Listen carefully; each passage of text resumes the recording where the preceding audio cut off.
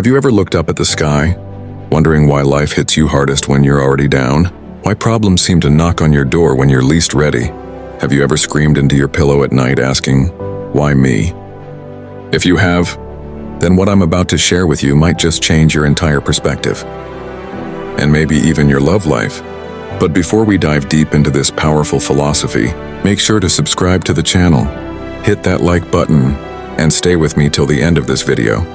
Because by the time we're done, you'll walk away not just stronger, but calmer, wiser, and more in control of the chaos around you. This is not just a guide on Stoicism. It's a guide on how to reclaim your power in the face of life's toughest storms. Let me tell you a story. There was a man named Aurelius. Elias had what most people would call a perfect life, a decent job, a partner who loved him, a small circle of trusted friends. But one year, everything collapsed like a house of cards. His company laid him off without warning. His partner left, saying she needed someone more stable. And just days later, his father passed away. 3 blows in the span of weeks.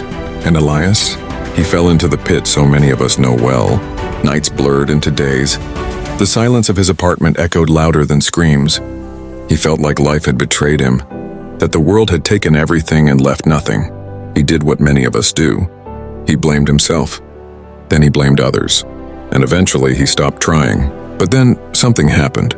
One sleepless night, scrolling through videos with tear-stained eyes, he stumbled upon the words of Marcus Aurelius. "You have power over your mind, not outside events. Realize this and you will find strength." And that one sentence, it cracked something open. He didn't become a Stoic overnight, but it started a journey, a return to himself. And it all began with one question. What if the challenge isn't the enemy, but the teacher? So let's break this down. How do you actually embrace life's challenges with Stoicism? Because let's be honest, quotes are easy to post on Instagram. Living them is something else entirely. Number 1, understanding what you can and cannot control. Let me ask you something. Do you remember the first time you fell in love? I mean, really fell, the kind of love that made you forget how the world worked. The kind of love that had you smiling at your phone, like an idiot in waiting hours, just to hear their voice. Maybe it was years ago, or maybe it's happening to you right now. Now tell me, do you also remember the heartbreak? The silence after the call stopped. The "I need space" text that felt like a punch to the soul. The way your world collapsed even though they were still walking around in theirs. If you've ever felt that, you're not alone. I've been there. Elias, the man I told you about earlier, he's been there too. And if we're honest, most of us are walking around with at least one love story that didn't end the way we wanted it to. And it's in that moment, when your heart is shattered and your hands are shaking, that Stoicism whispers something most people never hear. You cannot control how they feel about you, but you can control how you respond. Let that sink in for a moment. You can't control if they love you back. You can't control if they choose someone else. You can't control the timing or the circumstances or the ending, but you can control the story you tell yourself about it. You can control whether you let that pain define you or refine you.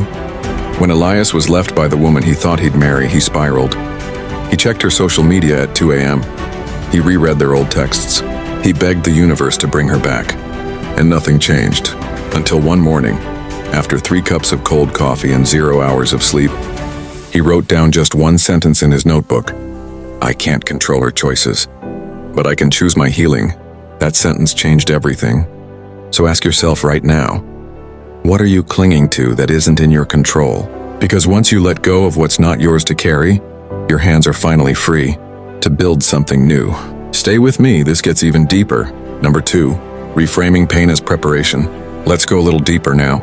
Do you ever lie in bed and replay old memories? That one fight you wish you never had.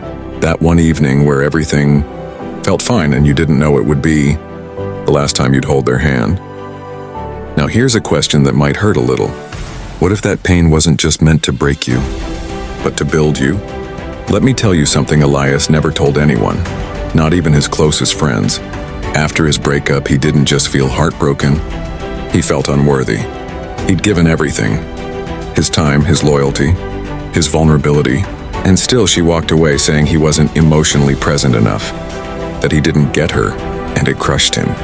He stopped trusting love, stopped trusting people, stopped trusting himself. But then months later, something changed. One morning, while going through an old drawer, he found a photo of them smiling. Not just pretending, but truly smiling. And instead of tearing it up or crying, he smiled too. Why? Because he realized something that Stoicism had been trying to teach him all along. The obstacle is not in the way. The obstacle is the way. Marcus Aurelius. That heartbreak, it didn't ruin him. It revealed him. It showed him the places inside that needed healing. The old wounds he never tended to. The emotional blind spots he never acknowledged. What if your pain isn't punishment? What if it's preparation?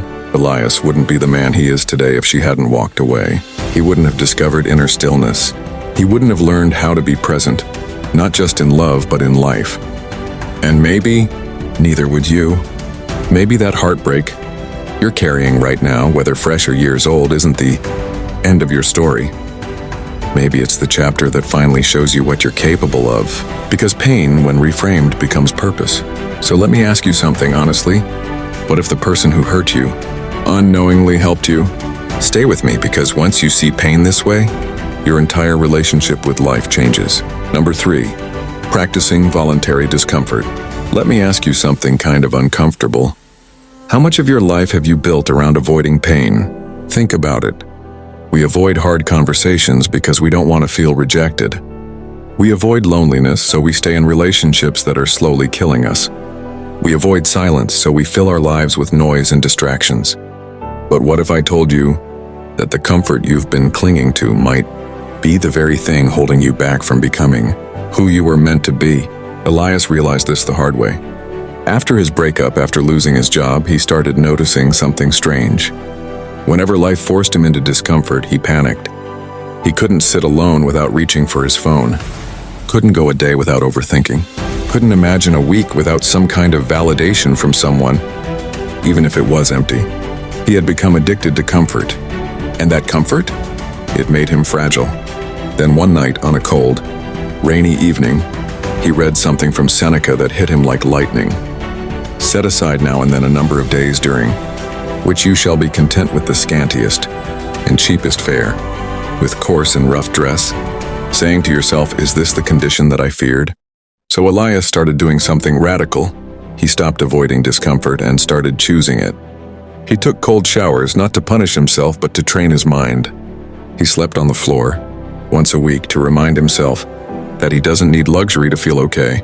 He went out alone to cafes just to prove to himself that he didn't need someone sitting across from him to feel worthy.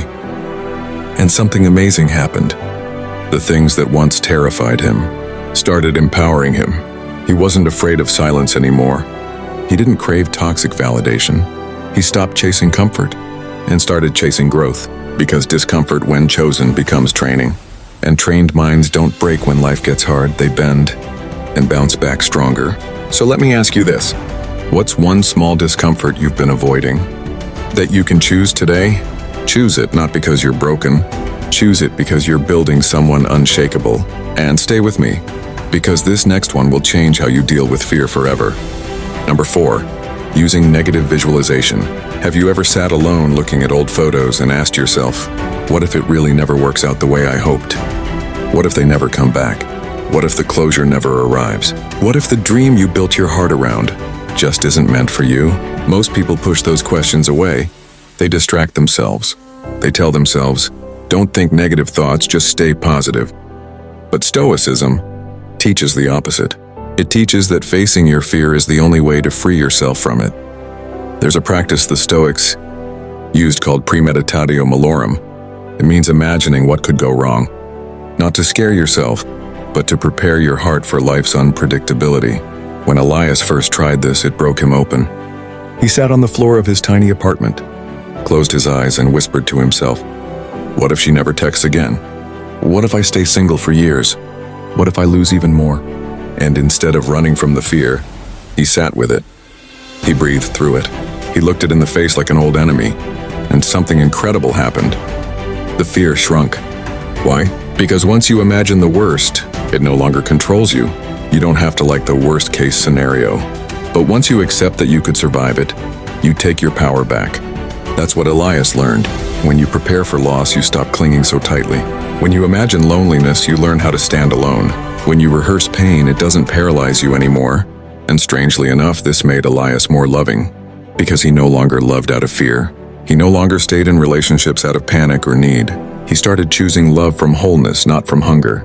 That's the power of negative visualization. So let me ask you, what are you afraid of losing?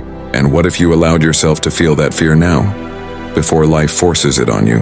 Because the moment you stop being afraid of endings is the moment you start living fully in the present. Don't go anywhere. The next part is the anchor of this entire philosophy. Number 5, daily reflection and journaling. Let me ask you something honest. When was the last time you sat with yourself? Not your phone, not your distraction, but you. No music, no scrolling, just you and your thoughts. Most people can't do it for more than a few minutes, because when the noise fades, the truth shows up. And for Elias, it hit him like a tidal wave. He had been running from memories, from emotions, from the way her voice used to sound when she was laughing beside him, and the way the silence sounded when she wasn't anymore. One night, when the weight got too heavy to carry, Elias opened an empty notebook, one he hadn't touched since college. He didn't know what to write. His heart was full, but his mind was foggy. So he just asked himself one question: what am I feeling right now? And he wrote, not for anyone else, not for social media, just for himself. Anger, confusion, regret, but under all that, love and grief. The kind of grief that only exists when love had nowhere else to go. He didn't realize it then, but he was doing exactly what Marcus Aurelius did over 2,000 years ago. He was journaling, not to record the day, but to understand his soul. That became his nightly ritual. Every night, Elias asked himself 2 simple questions.